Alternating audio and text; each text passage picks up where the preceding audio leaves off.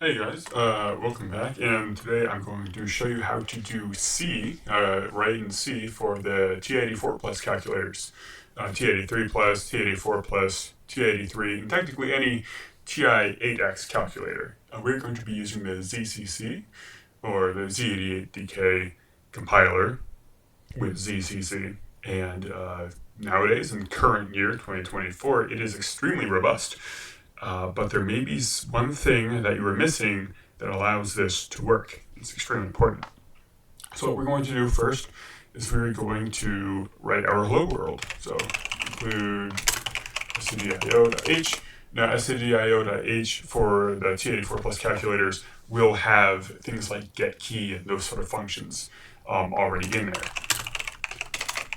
Main, and then put as hello world.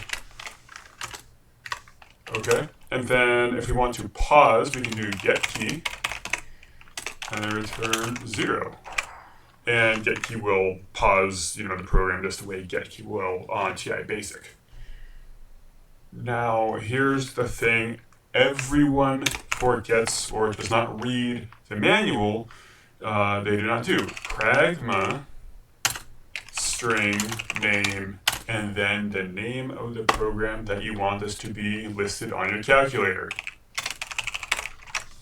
If you don't do this, pragma string name, then I will show you what actually happens in the binary. So we're going to go here, we're going to compile it, it's going to be very easy, ZCC, it's in path, and we're going to do Ti-83P for the Ti-84 plus. It's the same thing, and then, for now at least, and then I'll go in and look at it to see if I can add the USB routine hooks for it or whatever. Output, I want it to be output to hello.8xp, that's to be automatically made, create app, and hello.c.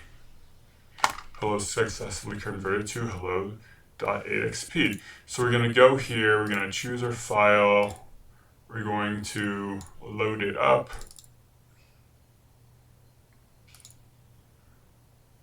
and we're going to go here. There we go, we got hello world, and as you can see, it is paused until I hit a button. And what actually happens if you don't do the pragma is, as you can see, it says hello right here.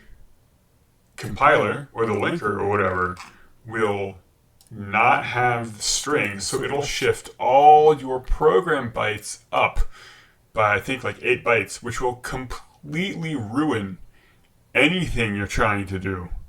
I mean, completely ruin your entire program, which maybe you've seen if you try to drag on